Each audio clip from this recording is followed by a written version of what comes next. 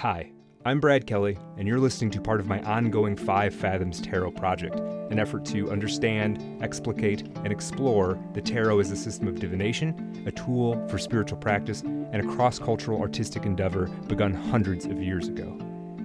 Eventually on this channel, I want to get into symbolism, interpretations of cards, how to do a reading, and a whole bunch of other stuff. But I thought it would be a good place to start. Here, trying to answer one version of the question, what is the tarot?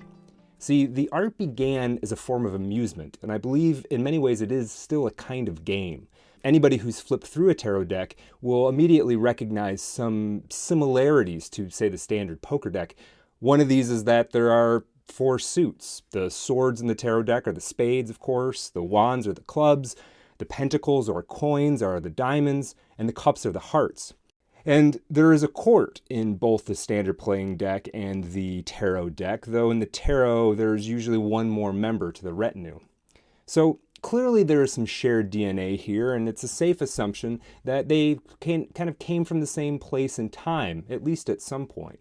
But that just kicks the question down the road. Where did the tarot come from anyway? For a long time, the mystical qualities of the tarot were attributed to the deep wisdom of ancient Egypt. The idea being that these sort of secrets were smuggled through time in a game of amusement, then they were rediscovered during the Renaissance, and then brought to a high occult art at the turn of the century fascination with the esoteric. That is, the turn from the 19th to the 20th century. From there, it's ebbed and flowed in cultural relevance up till today, in which, by all appearances, the tarot is as popular as ever. Now, this Egyptian provenance of the cards has largely been discredited by scholars. It's been written off as an artifact of the Egyptomania that swept across Europe during the 19th century. This Egyptomania was a kind of aesthetic fad that started with Napoleon's Egyptian campaign and culminated in the knowingly Egyptian influences in fashion, architecture, and interior design of Victorian England and America. Scholars who dispute the Egyptian origin of the tarot say basically that Egyptian stuff shows up in the tarot for the same reason that a city called Memphis, just like the ancient city along the Nile, shows up in Tennessee. The idea being that there was a sort of cultural intoxication with the ancient and the exotic, and the existence of a seemingly anachronistic culture of very high sophistication. One might say that fascination remains today, and that it is not entirely unearned. But, okay, the experts say that the tarot is not Egyptian. Well, then where do we first see them? The first definite references to tarot cards in Europe date to the late 14th century. In 1392, one story goes, King Charles VI of France paid the artist Jacquemin Gringanier, and I apologize, I'm going to butcher some French and possibly a few other languages along the way.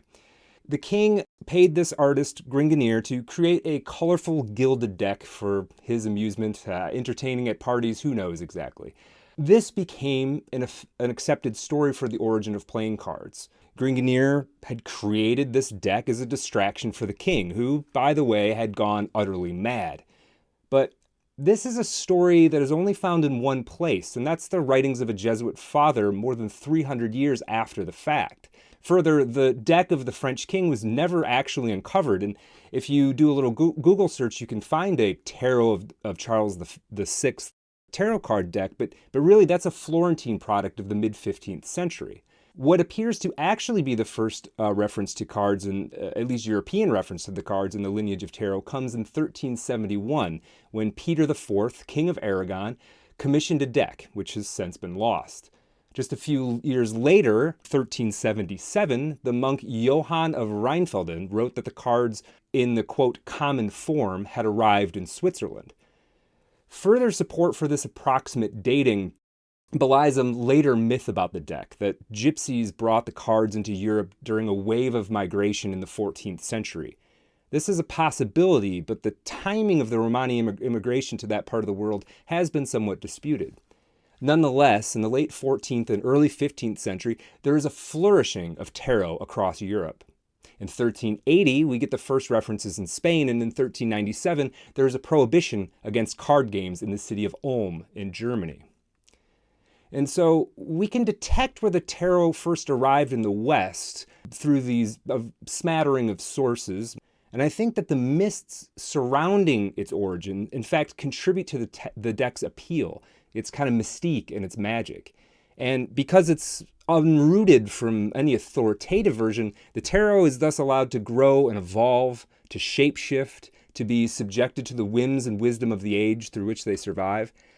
In my opinion, rather than deteriorating the tarot, this openness has, in fact, tempered it as a system. So we saw when the tarot and where the tarot showed up in Europe, but it comes along a little bit too fully formed, perhaps. There is a DNA that we can trace back even further. The deck didn't pop into existence overnight, right? And so we can trace elements of it back. Because of that, though we may put the origins of a recognizable tarot in the 14th and 15th century Europe, there are fingerprints of the game in other cultures from even earlier periods. For instance, take the Indian and Persian game of Ganjifa, very popular during the Mughal Empire. Now, it is believed that this was derived from earlier Chinese card games, but in truth, the actual earliest instantiation of a recognizable Ganjifa deck comes from 12th century Egypt. Whatever the case of Ganjifa's origin, the game has been played for nearly 1,000 years. Extant decks from the Mamluk dynasty indicate that the suits were comprised of cups, coins, swords, and polo sticks. Whether there is a secret wisdom was deliberately embedded into these cards is a pretty complicated question, but we do know that at least some of the people were using them to gamble. Chinese cards, perhaps of an even older vintage than the Mamluk Ganjifa cards, used suits of coins, strings of coins, myriads of strings of coins, and tens of myriads. It was a very mathematical system. Another possible source of the suits, as suggested by the writer Paul Hassan, comes from hundreds of years before the Common Era in the four-class caste system of Zoroastrian society in ancient Persia, right? So there were magi with their staffs, kings and warriors with their swords, farmers and artisans with their cups, and laborers and servants with their coins. This is a very possible explanation. Now, it appears that the Mamluk Ganjifa deck I mentioned made its way into Europe, where it was then called naib or naibi. In some Spanish-speaking countries, cards apparently are still called naipes, a word roughly corresponding to deputy or minister, and referring to the card we now call a jack in a poker deck. This word, jack, itself likely came from jackanapes, an Old English term for a scoundrel. To observe the next phase of major shifts in the structure of the tarot deck, we need to go back actually to the beginning of the Italian Renaissance. Starting around the early 1300s, Europe experienced unprecedented economic growth, with much of the expanding international trade centered on the city-states of Italy. The subsequent wealth allowed them to sort of gradually peel away from the Holy Roman Empire. Perhaps not entirely, but it gave them resources and influence to have a certain degree of autonomy. Now, I'm simplifying all of this, of course, but as the 13th century wore on, the balance of power tilted in the direction of the mercantile class, who, of course, further augmented the laws and conventions of the city-states to increase trade. But this would not last forever. This burgeoning new order ran smack into a sequence of catastrophes, both natural and man-made. There was the Little Ice Age, which devastated crop yields, the 100 Years' War between England and France, the collapse of major Florentine banks when the King of England repudiated his debts. There was the spread of the Ottoman Empire, and then, of course, there was the Black Death. The bubonic plague landed on the shores of Sicily in 1347, and over the next few years would lead to the deaths of as many as 50 million people in Europe, or 50% of the population. Now, there are many historical perspectives on how and why the Italian Renaissance flourished through this chaos into the ensuing centuries. How, for instance, does a Da Vinci stand up out of the sickbed of Europe? For our purposes, an important historical consideration is the cultural rivalry and eventually all-out war between the city-states of northern Italy and Florence. Much discussion about the creations of the Italian Renaissance focus on those revered names out of Florence. Da Vinci, as I mentioned, but also Donatello, Raphael, Brunelleschi, many, many others. But for our purposes, we want to look closer at the north, because it was here in the courts of Ferrara and Este in Milan was where the Carte de Triomphe were first publicly mentioned. In 1442, the court painter Jacopo de Sagramoro was commissioned to paint a deck of cards whose description indicates roughly a tarot structure we would recognize as the minor arcana. And in Milan, around the same time, there was a fresco painted called now the Tarocchi Players. This is at the Casa Borromeo, and it shows 5 young people playing cards. The individual cards depicted being the 2 of coins and the ace of coins. From what we can tell, what we know of as the major arcana was introduced into the tarot by the Dieste family of Ferrara and Filippo Maria Visconti, the Duke of Milan. This process carried out further by his successor and son-in-law, Francesco Sforza. Now, Filippo Maria was the last of the Visconti rulers, a family line known for oppression, viciousness, greed, and tyranny. Though he continued much of this tradition, he was also a pious and curious man devoted to his faith and astrology. He would both consult the stars before stepping out of his home and had his wife executed based on apparently false charges of adultery. The Visconti Sforza collection survives in incomplete sets of approximately 15 decks. If we look at what's been called the Visconti Madrone deck, we can see 66 cards, including 11 trumps, with cards we now know in modern decks, such as the Empress and the Emperor, the Chariot, Death, the World. But we can also see others that have since been removed from the tarot, such as the Angel, Faith, and Charity. The most complete of the Visconti Sforza decks has 19 trumps and 54 pip cards. The Devil and the Tower are missing, but we have Temperance, Fortitude, the Star, the Moon, and other cards that are now part of the major arcana. The Visconti Sforza trumps were drawn from imagery that was both familiar to the family and also prevalent in the cultural milieu of medieval Italy. One major source was the work of the Italian Renaissance poet known as Petrarch. Now, Petrarch had written a lot of material, much of which was inspired by an unrequited love of a woman who died during the Black Plague in 1348. But for our purposes, his most interesting work is a series of poems called I Triumphi, or the Triumphs. This was a Tuscan language poetry cycle that sort of remembered the Roman ceremony of the triumph. These were these rituals that the Roman Empire would carry out to celebrate a military commander on his return from a foreign war. The cycle of poems takes us through a series of allegorical themes, with each allegorical object triumphing over the last. In the first movement, we get love triumphed over by chastity, and then death, and then fame.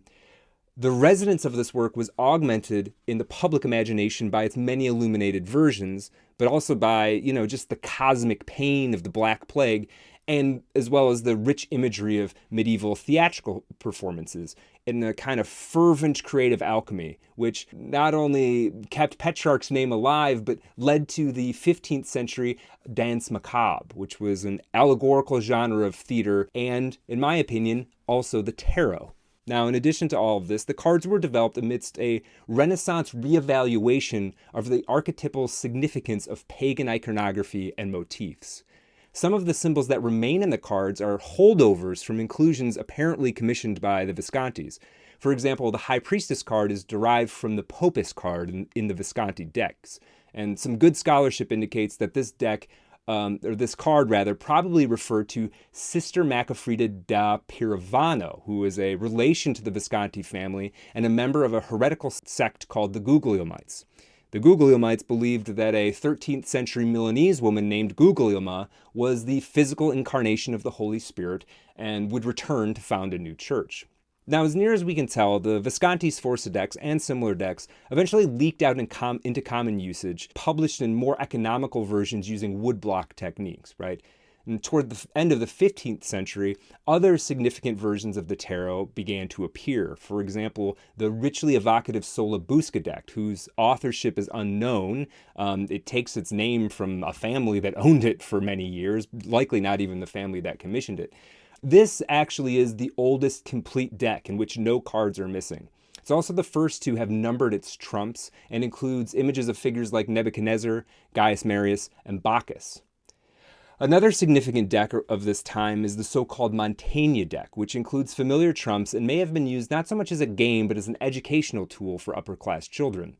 In 1494, the generational artist Albrecht Dürer made several images inspired by the Mantegna deck.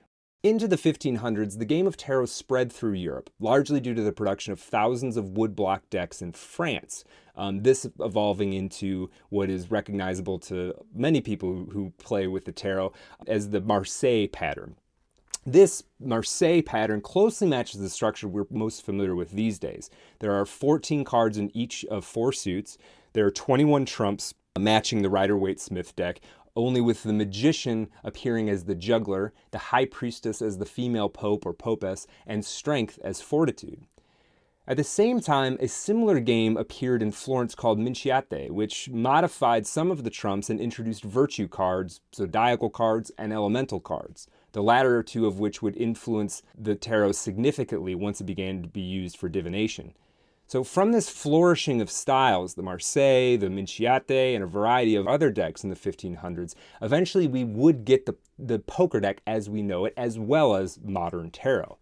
I want to stress that there is very little documentary evidence for the use of tarot in magical, divinatory, or spiritual practices in the 16th and even into the 17th century. You'll find hints of it here and there. For instance, in the 1550s, there was a group of women who were persecuted as witches. One of the accusations levied against them is that they were using tarocchi trumps in their spells. In that case, I think is kind of reflective of the Catholic Church and later puritanical movements in England, their attitude towards any kind of practice that involved invocation or signs or sigils or anything like this. So I think it's fair to suppose that there was an underground development that isn't necessarily found in books. Nonetheless, during this period, you can see some of the groundwork being laid in public sources. For instance, Matteo Maria Boiardo in 1475 published a pairing of cards with poetic verses. And in 1527, Teofilo Falango published a set of playing card sonnets that led to a fad amongst 16th century aristocrats for a game known as Tarocchi Appropriati. This is basically in which players would present cards to each other and play a sort of interpretation game through free association and the poetic conventions of courtly love. There were also in Germany publications that in English we would call oracle books. And in these, on each page, you would have paragraphs of verses with little drawings on them. And you would flip to, a random page and you'd read from it, not unlike maybe reading a fortune cookie. And this is something I think we can see by paying attention to the development of the tarot. You have to imagine that there is a practice of playing around with cards, which evolving through the cultural trends in Italy and elsewhere. And in the cross streams of history, this practice meets up with a much older and perhaps more serious spiritual or religious practice of divination. And we can see the precursors of modern tarot practice, looking at it this way, in not only the imagery and structure of various decks, but in the mantic and divinatory practices that were gradually brought to bear on the cards. The thing is, since even before recorded history, various cultures have been using some form of what's called sortilege to try and understand the ways of the gods, right? And you get ancient people who use the weather, flights of birds, the stars, the entrails of sacrificial animals, or really anything that can seem more or less randomized in nature. The I Ching, a Chinese form of divination that originally used yarrow stalks, dates back to at least the 4th century BC, if not much older. Also in medieval Europe, many people participated in some form of bibliomancy in which a querent would seek guidance by opening a book to a random page. Obviously, perhaps the most common book for this is the Bible, but people also use the Aeneid, the Iliad, and it shouldn't be surprising to us that characters from all of these myths ended up in various versions of the tarot. St. Augustine actually admitted in his Confessions to using bibliomancy in times of crisis, and our friend Petrarch apparently used St. Augustine's Confessions for a very similar purpose. So I think it would only be natural that as the imagery of the cards grew in sophistication and relevance, that they'd be slotted into a folk practice already in long, long use. But In order to pick up the story of the tarot's development as a tool for esoteric practices, I want to fast forward to the 18th century and the writings of a man named Antoine Court de Guébillin. He was a Protestant pastor and a Freemason, but he was also a scholar of the occult, including Kabbalism, Swedenborgianism, and esoteric masonry. So Guébillin had some odd ideas, and he conducted some dubious scholarship, but he's a man we can either blame for associating the tarot with ancient Egypt, or I suppose credit for finding the hidden correspondences between the cards and Egyptian thought and, kind of bringing them to the fore. Between 1782 and 1793, Guébillin published a 9-volume work that gathered together his various strains of thought and study. This book was called The Primeval World Analyzed and Compared to the Modern World. He included 2 chapters on the tarot in this sort of sprawling text, one of which was written by himself and another was written by a man named Louis Fayol. Between these 2 essays, we get many of the preconceived notions one has about the tarot, such as its status as a repository of ancient and esoteric Egyptian wisdom. We get the association with the gypsies, the pairing of the 22 trumps with the Hebrew alphabet, as well as the state-of-the-art in divinatory practices and esoteric symbolism in the cards. Guébillin, and I want to stress that this is only one etymology and it's not usually agreed upon by scholars, determined that the word tarot came from the Egyptian root words tar, meaning way, and ro, meaning royal, and thus to Guébillin, the tarot was the royal path of life. Let's take a look at a couple specific observations of Guébillin. One thing that he saw, or he declared to be an obvious connection, was the triple cross scepter, which we see in a variety of decks and on a variety of cards. He saw this as a clearly Egyptian symbol, one found in the table of Isis, and thereby related to the triple phallus of the Feast of Pymeles. I know I'm not saying that right. A festival in honor of Osiris.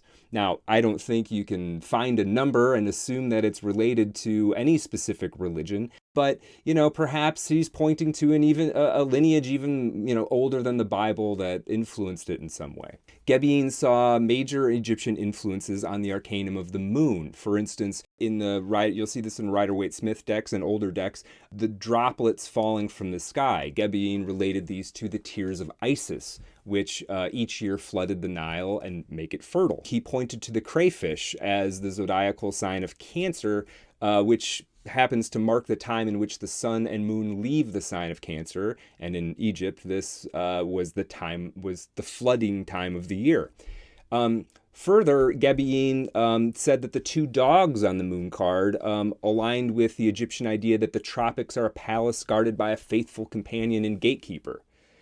He had things to say about other cards as well. He attempted to show that the devil card was not in fact Baphomet, but rather was a rendering of Typhon, a monstrous entity and the offspring of Isis and Osiris. He did this for virtually every trump card. He found some association with Egyptian religious doctrine, and he thus considered the deck itself to be a portable, surviving version of the Book of Thoth. Now, more on the Book of Thoth in a moment. Guébillin's essay also included the book chapter in this sprawling volume he produced in the late 18th century. It also included engravings of the tarot trumps, but with virtually all of the explicitly Christian imagery removed. And it is these images that would fuel the growth of the tarot as a tool in syncretic spiritual practices up to this day. I'm emphasizing the work of Guébillin here, not because I think that he was historically accurate in all of his assignations and interpretations, but that in the tarot, he found a template on which, through coincidence, forcing correspondences, and perhaps truly pattern matching to the subtle and perennial wisdom of the deepest truths, he was able to add a layer of magical symbolism to the deck that runs right down to the root of Western thought, including on its way mythologies about the seasons of the year, ideas and understandings about political geography, Roman symbology, Greek symbology, etc. His essay, as I said, was paired with an essay by a man named Louis Fayol, who emphasized the retracing of the history of mankind in the structure of the major arcana, with the Golden Age represented in the higher trumps and the Iron Age in the lower. Now, Gebel's work came out around the same time as writing on cartomancy by a man named Jean-Baptiste Eliette. Probably mispronouncing that. Apologies to my French friends. This man was a merchant and printmaker who wrote under the name Étienne, and who identified means by which to use a piquet deck, which is basically a poker deck, with a number of the pips removed. He too claimed that the tarot had ancient Egyptian lineage, going right back to, this is very specific, 171 years after the flood, and that along the way, the tarot had lost a number of its Egyptian touches. Atia's work appears to have brought divinatory practice to the fore in popular interest. Following the publication of Gebel's work on the tarot, Atia lurched into the public discourse with a 1783 volume that could serve as the earliest manual of divination with tarot cards. In the ensuing years, he would refine his own deck of cards, bringing it into alignment with the Corpus Hermeticum.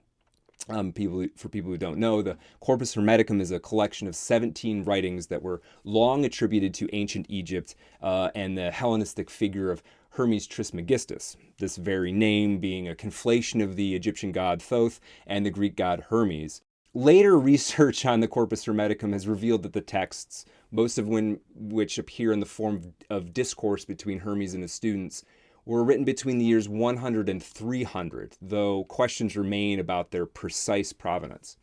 Anyway, Atia's system, with references to the Corpus Hermeticum and including his own personally designed deck, also leveraged his knowledge of numerology and the symbolic grammar of the four elements. And these are aspects of the tarot that remain very much alive today. Further, his interpretive system of the minor arcana, or pip cards, which he claimed he learned from three elderly fortune tellers in the 1750s, became highly influential. Atia's innovations in reading not just a single card randomly selected, but spreads or sentences of cards.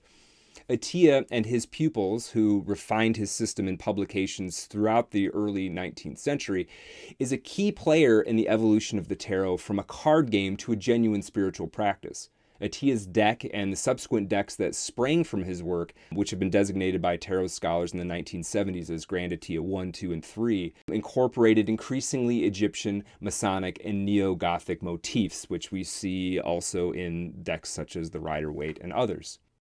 Now, the next important figure in the development of the tarot was Eliphas Levi, a man born under the name Alphonse Louis Constant in Paris in 1810. The son of a shoemaker, he entered the seminary and would be ordained a deacon, though he would depart from the path of the priesthood just 1 week before ordination. Levi became ideologically and religiously eccentric. He was influenced by people like the socialist mystic Simon Guinot, who preached, among other things, the androgyny of God. And Levi was imprisoned in 1841 for writing the Bible of Liberty, a text that is very heavy on Gnosticism and the Kabbalah that, among other things, positions Lucifer as the angel of liberty and an example of transcendence. You don't want to say that too loud.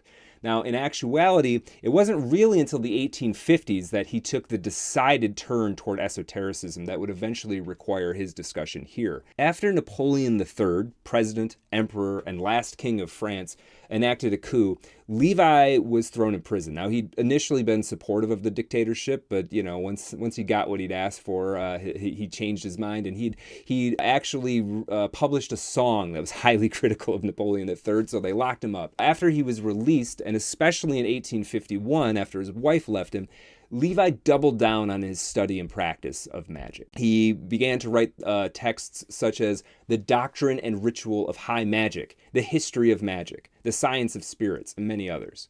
A.E. Waite, who I'll be discussing in more detail a little later in this story, does a really good job of summarizing Eliphas Levi's key tenets of magic. And whether you agree with any of these or not, it serves, I think, as a useful definition for understanding the perspective of Western magicians and occult practitioners, those who would contribute to the ongoing understanding and development of the tarot. So here it is, A.E. Waite summarizing Eliphas Levi's tenets of magic. 1. Magic is real. 2. It is bound up in the fatal science of good and evil. 3. It has been laid out by magi's throughout history as a science of nature. 4. Initiation into the science allows one to rule the human will, that of others or your own. 5. From this science has arisen an infallible religion which has always existed but which cannot be handled by the multitude. 6. Which necessitates an exoteric religion of fable and story, the current iteration of which is essentially Catholicism. 7. The veils of this exoteric religion are valid for the uninitiated, but 8. A deeper truth awaits the practitioner of magic. So I think those tenets are a fairly good overview of the general idea of Western esoteric thought, though of course you're going to get differences from school to school in particulars, like ethics, aesthetics, techniques, references, that sort of thing. Now, Levi himself, to read through his work, is not to find a great deal of original ideas, but his syncretic approach, I think, was profoundly influential on those who came after him. You know, combining Kabbalah, alchemy, Hermeticism, astrology, mesmerism, and some other stuff into a practice of ritual magic that at least was potentially amenable to some Christians. Now, because of this, Levi was largely responsible for the 19th century surge in interest around the occult. And he made much use of the tarot. He'd been influenced by Atiyah and Gebelin, but he was also not quite interested in cartomancy. See, Levi believed that the most powerful application of the tarot was as a means of conveying all the wisdom of the universe. It wasn't about predicting your future, it was about understanding reality. He believed, despite little evidence, that the tarot was Jewish in origin, and that the best source for understanding the symbolism, structure, and capability of the tarot was the Kabbalah. To this end, he was highly influenced by the work of a 17th century Jesuit priest named Athenius Kircher, who'd scoured the ancient texts for anything that anticipated Christian theology, and made a number of correspondences between the Hebrew alphabet and Renaissance cosmology, its angels and elements and astrology.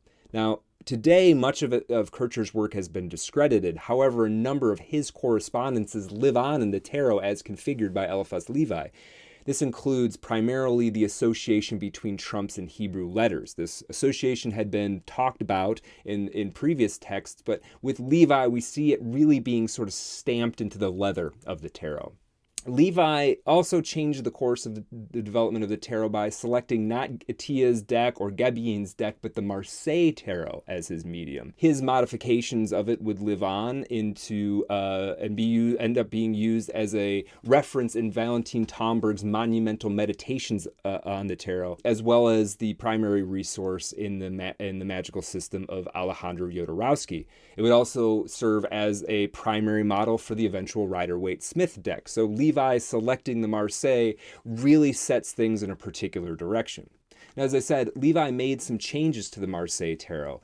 This included a renumbering of the majors that places the Fool between Judgment and the World.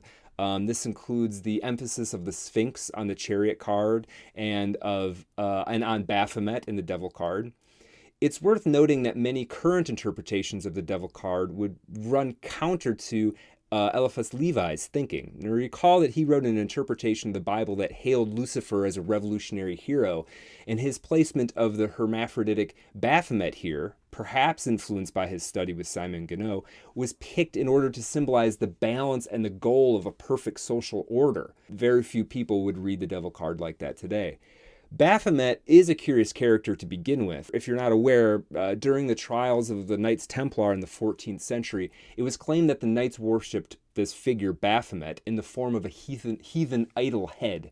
The truth of this practice is a lot murkier, and the word seems to have roots in the name of Mohammed, as repeated in the songs of troubadours during the First Crusade. Perhaps I'll dive into this more in another episode. Now, as I mentioned, at the end of the 19th century, there was a marked increase in, if not the number of people participating in esoteric studies, at least in their surviving output. In the late 1880s, the Swiss occultist Oswald Wirth developed a cartomantic deck that consisted of only the 22 major arcana. Decades later, in 1927, he would publish an impressive volume on tarot divination and correspondences entitled The Tarot of the Magicians. Now, this is an erudite volume with a number of insights and perspectives you will not find on other works on the tarot. There are entries on each of the major arcana that summarize potential interpretations of the card, and he does a very thorough job of syncretizing the Kabbalah, Hermetic philosophy, alchemy, numerology, and several other schools of thought. He also has a table of brief card interpretations that make a really handy reference when you're trying to learn some new interpretations. And there's a part of the book in which he steps the reader through the cards in a sequence related to the great work, which I think is a really beautiful way of getting a sense of what's happening in the major arcana as a whole. Not just one card, but how one card leads into the next in telling a grand story. Now, Worth's deck was used as the basis for a complete deck by a man who went by the name Pappus. This guy was a French physician and occultist who founded the modern revival of the Martinist order, which is a lineage of esoteric Christian mysticism. Pappus was also a card-carrying theosophist, and later was a member of the Kabbalistic order of the Rosy Cross. This is a Rosicrucian sect created by one of the mentors of Oswald Worth. He would write a book called The Tarot of the Bohemians, which, while was fundamentally just a rehashing of Eliphas Levi's work, it did include an interesting hybridized deck, taking, as I said, part of Oswald Worth's deck, the trumps of Oswald Worth's deck, and tacking them on to the Marseille pips. Pappus is also part of at this time, a growing bridge between goings-on in French and continental occult practice and the esoteric happenings in Great Britain. Up until this point, the two sort of strains had been developing in isolation from each other, but now we're starting to build a bridge. Pappus is one part of this bridge, but perhaps the most important part of this linkage is a woman named Helena Blavatsky, or Madame Blavatsky. She was a mystic, author, a co-founder of the Theosophical Society, and according to some, she was an absolute charlatan. Now, the Theosophical Society, just for a moment, describes itself as a non-sectarian body of seekers after truth. In the late 19th century, this time period we're talking about, the Theosophical Society focused largely on occultism, the Kabbalah, and the teachings of a secret spiritual hierarchy called the Hidden Masters, which spoke through Blavatsky and, at times, others in the group. Now, in 1887, Blavatsky moved her operations to London, and very soon after, a rift developed within the Theosophical Society between those with more Eastern leanings. Their hidden masters were Mahatmas, and there was a predilection for Tibetan mysticism, and those more interested in currents of the West.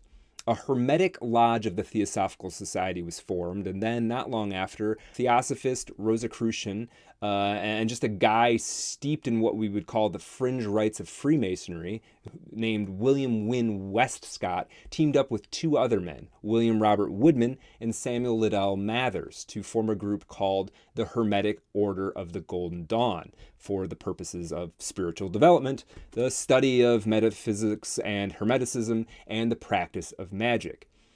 Now, the central source for the studies and rituals of the Golden Dawn was a mysterious manuscript written in a cipher alphabet and purportedly created in the 1490s by a man named Johann Trithemius, who was, in fact, an eccentric cryptographer, builder of libraries, a teacher of Agrippa and Paracelsus. He was the first man to write about the historical Dr. Faust. Trithemius was also supposedly a necromancer.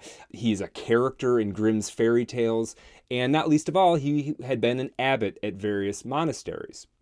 Now, this book that was supposedly written by Trithemius and was revered by the Golden Dawn was found in a bookstall by a reverend named Adolphus Woodford, and the group considered the book to be a direct line to ancient Hermetic wisdom. But further scholarship has shown that it was almost certainly written not in the 1490s, but in the late 19th century by a man named Kenneth Mackenzie, the editor of the Royal Masonic Encyclopedia and a student of Eliphas Levi. Upon his death in 1886, his library fell into the hands of Westcott, and the document he put together would serve the Golden Dawn as a ritual guide and a structure for initiation into the highly regimented hierarchy of the Golden Dawn's three concentric orders. Now, by the mid-1890s, the Hermetic Order of the Golden Dawn found itself at the center of a turn-of-the-century fascination with the occult. And it had over 100 members from all across Victorian society, including writers like Arthur Machen and William Butler Yeats, as well as Aleister Crowley. The teachings of the order were a syncretism of Agrippa's occult book, Occult Philosophy, the Enochian magic of John Dee, various yogic practices, contemporary imaginings of Egyptian magic, and of course the tarot, which the inner order believed was a tool for not only foretelling the future, but for influencing it. Their own deck was likely created by William Wynne Westcott and the first associate of the Golden Dawn, Moyna Mathers, the artist wife of Samuel Liddell Mathers, one of the other founders of the order. The cards were made available only to the inner order and took much influence from the earlier works of Atiyah and Levi that we've mentioned, but they had their own sort of bespoke attribution of Kabbalistic elements. And there was a fresh infusion of zodiac decans into the minors. This followed after Agrippa's book, Occult Philosophy, which had been written more than 300 years earlier. Basically, the idea was that for each sign of the zodiac, there are 3 planetary assignations, making for 36, the number of minor arcana cards, excepting the court cards and the ace of each suit. But what we're actually most interested in are a couple of other decks produced out of the Golden Dawn milieu. The first is what is commonly called the Rider-Waite-Smith deck, produced by one-time Golden Dawn members A.E. Waite and Pamela Coleman Smith in 1909. The Rider-Waite-Smith deck would go on to become the basis for much of contemporary tarot practice, and in fact represents one of the most influential art objects of the 20th and 21st centuries, with an estimated 100 million copies of the deck sold around the world and countless decks sold that are directly inspired by the deck. But before we take a closer look at the cards, I want to talk briefly about the 2 creators of the Rider-Waite-Smith deck. First, A.E. Waite. This guy was an American-born Englishman who attended St. Charles College and was raised a Catholic. He began his research into, weird stuff, psychical stuff, the esoteric, as a teenager, like so many of us, and became a student of the writings of Eliphas Levi in the 1880s. Waite would join the Hermetic Order of the Golden Dawn in 1891 and ride through a sequence of withdrawals and recommitments along with the hierarchical vicissitudes of that order. He would eventually become a Rosicrucian and a Freemason and a founding member of the Fellowship of the Rosy Cross. He made a forthright attempt to conduct a systematic study of the history of Western occultism as a spiritual practice and tradition, and he wrote impressive and sometimes influential books on alchemy, devil worship, black magic, the Holy Grail, Freemasonry, and the Kabbalah. In 1909, Waite teamed up with Pamela Coleman Smith, a talented artist who'd already built a career making commercial art items, writing and illustrating stories, including 2 of folk tales from Jamaica, where she spent much of her youth. She published a magazine called The Green Sheaf. She also was known for performing synesthetic art, in which she would attend a string quartet performance, and she would paint her visions as the music played. Just after the turn of the century, Smith held a weekly salon in her home, the centerpiece of which was often her. She had a very kind of exotic charisma and a mysterious presentation, which often left people convinced that she was not European at all. She would regale people with stories, late into the night. Now, for more on Pamela Coleman Smith, I direct you to an episode of Art of Darkness I did on her life back in 2021. There's a little bit more on the specific development of the Rider-Waite-Smith deck in that as well. She was a remarkable artist of her time, and I think in knowing her story, you can actually get a pretty good insight into the currents happening in arts, literature, and the esoteric at the turn of the century and beyond. Now, the Rider-Waite-Smith deck, and the Rider part just comes from the guy who was willing to print it. This deck didn't become widespread overnight, but from the very start, it contained elements that I think clearly contribute to its vast influence.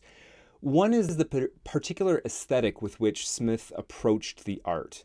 Many of the cards are quite dense with detail, but they all fit a consistent kind of storybook medieval vibe with Irish touches inspired by the ongoing Celtic literary revival championed by people like William Butler Yeats.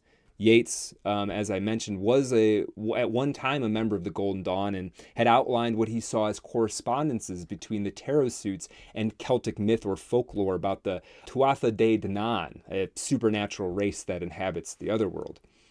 Overall, the artwork of Pamela Coleman Smith, I think, creates a deck that is both charming and engrossing while incorporating so much of the thinking that had gone into the tarot in the years before. We have the Zodiac, we have the Kabbalah, but we also don't lose track of the card's earlier development in decidedly, if unorthodoxically, Catholic households of Milan. In cards like the Hierophant and Death, we see clear, unironic Christian symbolism, and it should be noted that A.E. Waite started his life as a Catholic just as Pamela Coleman Smith ended hers. In the 1920s, Waite would write that he did not believe the correspondences between the tarot and the Kabbalah were real, and I think we should take his opinion seriously, as one of the most thoroughgoing books on the Kabbalah, even now, is Waite's doorstopper work, The Holy Kabbalah. Waite took more seriously the connection of the tarot to Celtic myth, a belief that led to the development of the divinatory spread known as the Celtic cross, which he claimed had its roots in ancient Celtic mysticism. My opinion is that the Rider-Waite-Smith deck represents a potent balance of all the ideas, philosophies, religious symbolism, and aesthetic refinement of the many decks that came before it. And because of this, it serves as a potent reservoir for European mystical thought, from religious and philosophical ideas that predate what we think of as European culture by centuries, to the refinements and refractions engendered during the Industrial Revolution, and on through the occult revivals around the turn of the century, which in many ways continue on through today. Now, another important deck produced by a one-time member of the Hermetic Order of the Golden Dawn is Aleister Crowley's Thoth deck. In 1898, at the age of 23, Crowley, at the time a minor poet and a reputed mountaineer, joined the Outer Order of the Golden Dawn under the introduction of the alchemist George Cecil Jones. It was here that, like all Golden Dawn initiates, Crowley took on a Latin motto as his name. His was Perdurabo, or I will endure. Crowley was considered a very gifted ritual magician and quickly climbed the grades of the order, though he just as quickly sowed divisions within the order by just the way he acted, by Aleister Crowley being Crowley. Among many of his other characteristics, if you don't know about him, he had a monstrous kind of sexuality, which he merged with his magical practices.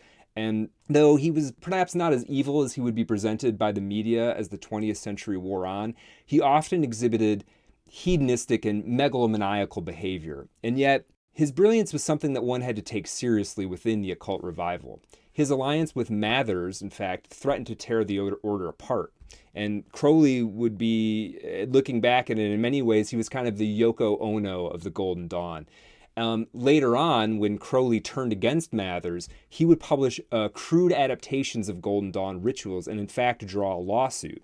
This lawsuit was just one battle in what would be a long-running feud between Crowley and Mathers, leading Crowley eventually to claim in 1920 that he was now at the head of European occult practices and the sole intermediary for those secret chiefs, which were just another instantiation in the lineage of Blavatsky's hidden masters, right? Now, the story of Aleister Crowley is an interesting one, and if you want to know more, I would refer you to a 2022 episode of the Art of Darkness podcast, where you'll find I think it's 6-hour-long investigation into the life and work of Crowley. It's a cradle-to-grave telling of his entire story. But for our purposes, his most significant contribution to the tarot is a deck he co-created with the artist Lady Frida Harris. This is called the Thoth deck, and was released with an accompanying book in 1944. The Thoth deck is notable for its beautiful art and its at times idiosyncratic symbology and structure. Now, in accordance with approval from an unincorporated entity that Crowley called by the name Aiwass, the Thoth deck makes use of much of the alignment of the deck with the Hebrew alphabet had been refined by Levi in the Golden Dawn, but it also brings to bear a number of new astrological correspondences. He renumbered the major arcana cards of Justice and Strength, for instance, to associate with, respectively, Libra and Leo. He also reconfigured the order of some of the major arcana and changed their names slightly. The Tower is the House of God, Temperance is Art, etc.